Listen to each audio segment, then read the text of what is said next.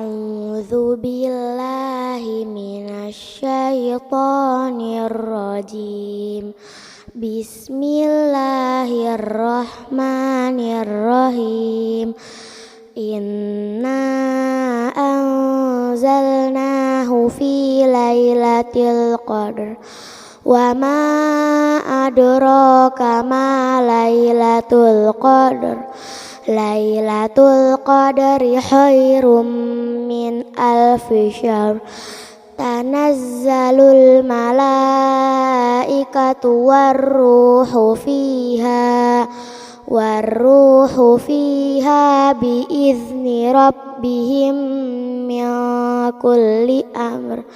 Salamun hiya hatta matla'il fajr.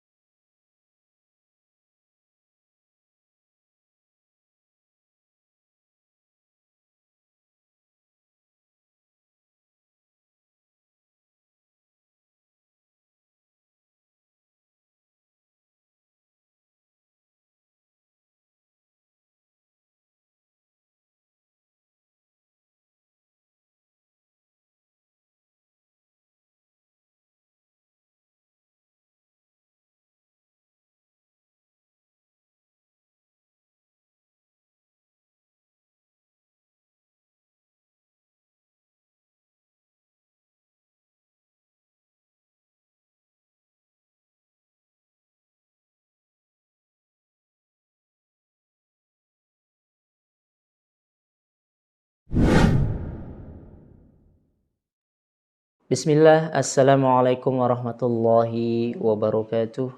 Alhamdulillah, hamdan katsiran tayyiban mubarakan fih, kama yuhibbu rabbuna wa yarda.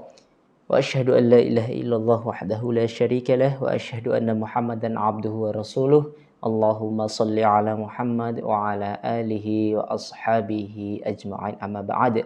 Salih wa salihah, siswa dan siswi STIT Kema Insan Mandiri, kembali lagi bersama Ustadz dalam program serial Ramadan, kajian serial Ramadan 7 menit bersama Ustadz.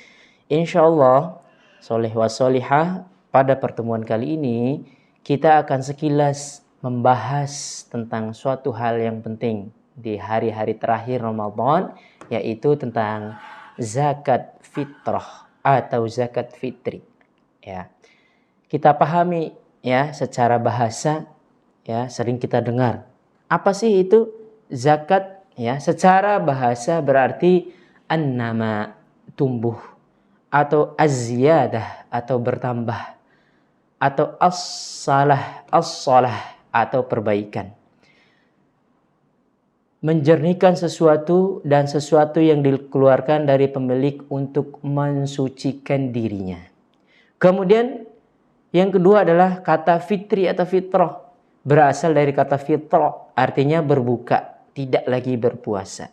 Zakat disandarkan pada fitrah, kata fitrah atau fitri. Karena fitri atau fitrah ini artinya tidak berpuasa lagi. Adalah sebab dikeluarkan zakat tersebut. Jadi zakat dikeluarkan sebab kita tidak lagi berpuasa. Ada pula ulama yang menyebutkan zakat ini juga disebut fitrah, yang berarti fitrah atau naluri. Imam An-Nawawi mengatakan bahwa untuk harta yang dikeluarkan sebagai zakat fitrah atau fitri ini disebut dengan fitrah. Ya, soleh wa solihah, kita akan mendapati hikmah, ya, bagaimana disyariatkannya zakat fitri ini. Hikmah yang pertama yang kita dapat ambil adalah bagaimana kita berkasih sayang dengan orang miskin, yaitu mencukupi mereka agar jangan sampai meminta-minta di hari Idul Fitri. Kemudian yang kedua, hikmah yang kedua adalah memberikan rasa sukacita kepada orang miskin supaya mereka pun dapat merasakan gembiranya di hari Idul Fitri. Dan hikmah ketiga adalah membersihkan kesalahan orang yang menjalankan puasa akibat kata-kata yang sia-sia atau kata-kata yang kotor yang tidak sengaja mungkin dilontarkan ketika saat berpuasa. Ini sesuai dengan hadis Rasulullah Sallallahu Alaihi Wasallam, bahwa Rasulullah Sallallahu Alaihi Wasallam mewajibkan zakat fitri untuk mensucikan orang yang berpuasa dari bersenda gurau dan kata-kata keji, ya, dan juga untuk memberi makan orang miskin. Barang siapa yang menunaikannya sebelum sholat Id maksudnya, maka zakatnya diterima. Dan barang siapa yang menunaikannya setelah sholat, maka itu hanya dianggap sebagai sedekah di antara berbagai sedekah, ya. Kemudian bagaimana secara hukum tentang zakat fitrah atau zakat fitri? Zakat fitri adalah sedekah yang wajib ditunaikan oleh setiap muslim pada hari berbuka atau tidak lagi berpuasa, ya. Di bulan Ramadan tidak dikatakan zakat fitri jika dikeluarkan selain di bulan Ramadan.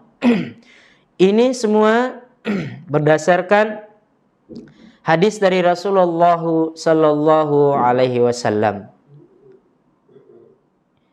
bahwa Rasulullah Sallallahu Alaihi Wasallam mewajibkan zakat fitri dengan 1 sok kurma atau 1 sok gandum bagi setiap muslim yang merdeka maupun budak, laki-laki maupun perempuan, anak kecil maupun dewasa.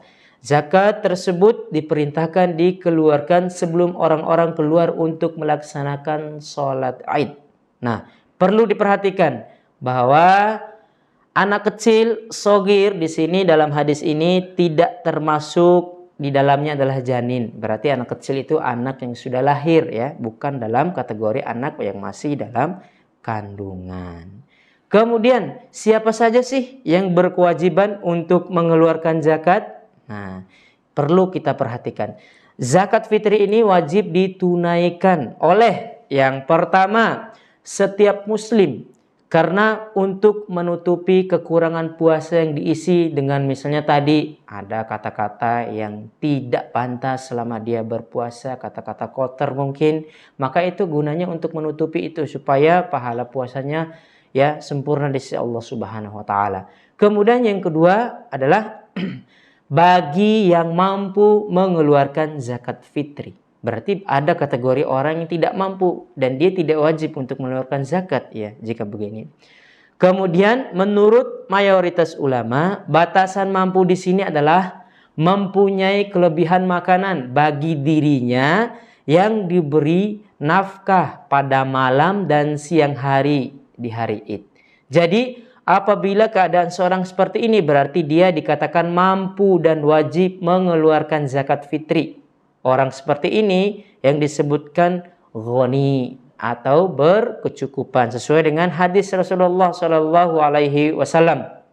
Barang siapa meminta-minta padahal dia memiliki sesuatu yang mencukupinya, maka sesungguhnya dia telah mengumpulkan bara api. Mereka berkata, wahai Rasulullah, bagaimana ukuran mencukupi tersebut? Rasulullah Sallallahu Alaihi Wasallam bersabda, seukuran makanan yang mengenyangkan untuk sehari semalam, ya. Kemudian selanjutnya, kapan seorang mulai terkena kewajiban untuk membayar zakat fitri? Nah, ini menarik.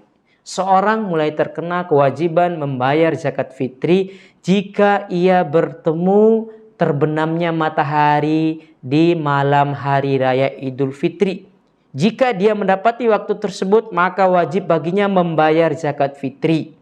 Inilah yang menjadi pendapat, ya, Imam Asy-Syafi'i. Alasannya karena zakat fitri berkaitan dengan hari fitri, hari raya. Hari tidak lagi berpuasa. Oleh karena itu, zakat ini dinamakan demikian disandarkan pada kata fitri atau fitro, sehingga hukumnya juga disandarkan pada waktu, ya, fitri tersebut.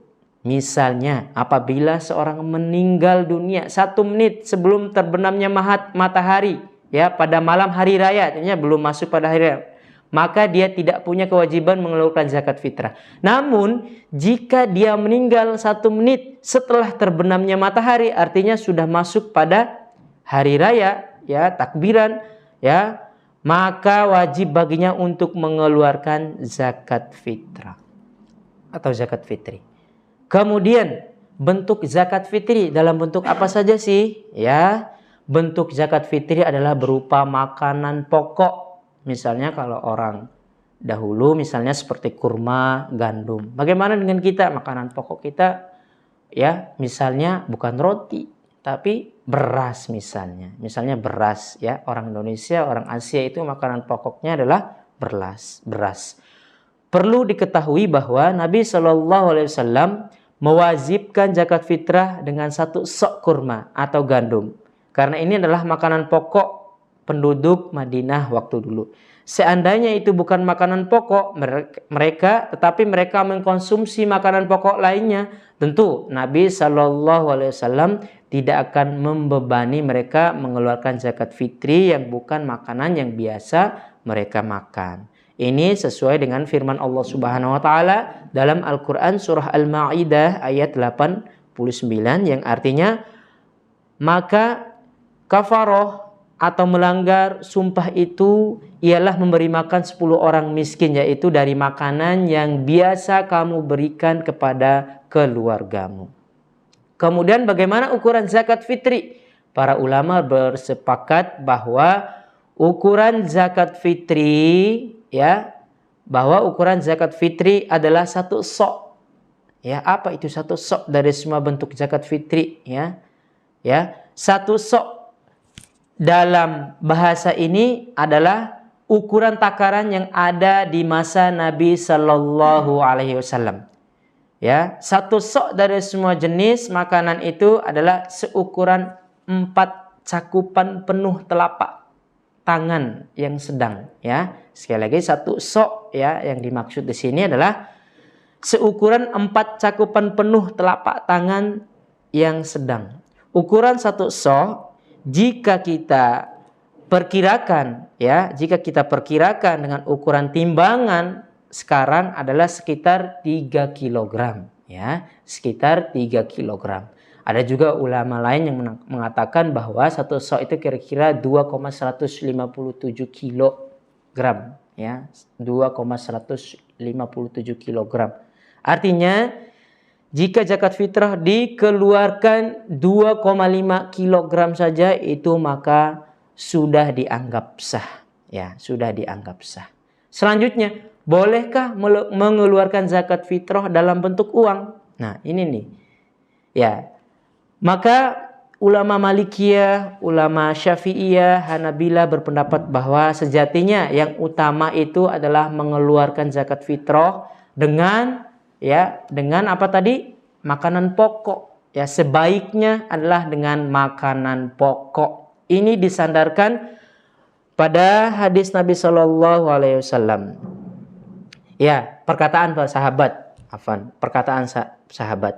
Imam Ahmad ditanya dan aku pun menyimaknya. Beliau ditanya oleh seorang, bolehkah aku menyerahkan berapa uang dirham untuk zakat fitri? Jawaban Imam Ahmad apa? Aku khawatir seperti ini tidak sah mengeluarkan zakat fitri dengan uang. Berarti menyelisihi perintah Rasulullah Sallallahu Alaihi Wasallam. Jadi dari perkataan ulama ini kita menukil sebaiknya yang lebih utama adalah mengeluarkan zakat fitrah atau fitri dengan bahan makanan pokok, itu lebih utama. Kemudian anak-anak soleh soleha, demikian yang dapat Ustadz sampaikan sebagai bekal untuk kita untuk menyiapkan diri dalam rangka untuk memaksimalkan bulan Ramadan ini dengan puncaknya yaitu salah satunya yaitu mengeluarkan zakat fitrah. Ya, karena zakat ini dikeluarkan hanya pada bulan Ramadan. Jadi manfaatkan supaya zakat fitrah yang kita keluarkan bisa tepat sasaran sesuai dengan Al-Qur'an surah At-Taubah ayat 60. Siapa itu? Ya, yang berhak menerima ada 8 golongan di situ yang disebutkan. Yang artinya dalam surah At-Taubah ayat 60 itu sesungguhnya zakat itu hanyalah untuk orang-orang fakir, orang-orang miskin, amil zakat, ya, yang dilunakan hatinya yaitu mu'allaf, untuk memerdekakan hamba sahaya, ya, untuk membebaskan orang yang berutang, kemudian untuk jalan Allah atau untuk orang yang sedang dalam perjalanan, ya, sebagai kewajiban dari Allah yang maha mengetahui, maha bijaksana. Semoga ini dapat bermanfaat untuk memotivasi kita dalam memaksimalkan amal kita, terutama semangat dalam mengeluarkan zakat di bulan Ramadan. Wallahu a'lam bishawab. Subhanakallahumma wa bihamdika asyhadu an la ilaha illa anta astaghfiruka wa atubu ilaik. Wassalamualaikum warahmatullahi wabarakatuh.